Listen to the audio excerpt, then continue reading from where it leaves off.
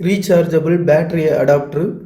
இது கூட 4 battery, AA battery, அதாவது கிளாக் பேட்ரி.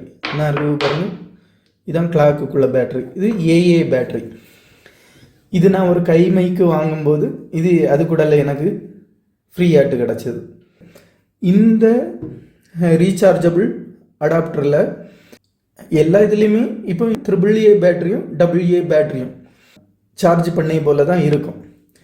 இப்போ பாருங்கள், இதில் இப்போ இது ஏஏ பேட்ரி, அதாவது கிளாக்குக்குள்ள பேட்ரி. கீபோர்டுக்கு நம்ம யூஸ் பண்ணது இந்த பேட்ரி தான். எல்லாமே ஒரே பக்கம் பார்த்து தான் இங்கே சார்ஜ் போடணும்.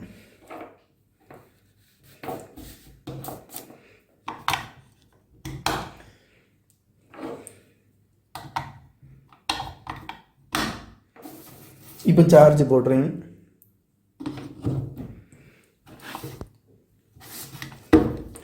பாருங்கள், 2 ஷோப் லைட் எரியுது. இங்கே நம்ம 1 அணி சார்ஜ் போட முடியாது, 2 அணை பக்கத்தில் போடணும். சார்ஜ் யாரு பாருங்கள், லைட்டு எரியுது. அதே கணக்கில் இது ரீசார்ஜபிள் பேட்ரி, இது சாதா பேட்ரி. காணிக்கிறதுக்காண்டி எடுத்தேன். ரிமோட் பேட்ரி, இது AAA பேட்ரி. இது இங்கே பாருங்கள், இதுக்கு உள்ள ஒன்று இருக்குது பாருங்கள், அதிலிருந்து இப்படி கொடுத்துட்டா போதும். AAA பேட்டரியும் இதில் ரீசார்ஜ் பண்ணலாம். இப்போ என்வின்னு ஒரு கம்பெனியும் டியூரோசெல்னு ஒரு கம்பெனியும் இருக்குது. இது வேறு கம்பெனி.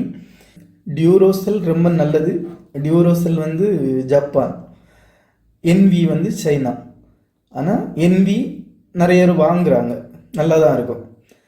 சிலவங்க அடாப்டர் வந்து என்விலையும் பேட்ரி கட்டை வந்து டியூரோசெல்லையும் வாங்கி போடுவாங்க. 1000 தடவை ரீசார்ஜ் பண்ணக்கூடிய பேட்ரி, 500 தடவை ரீசார்ஜ் பண்ணக்கூடிய பேட்ரின்னு அதில் போட்டிருக்கோம். அதை பார்த்து வாங்குங்க.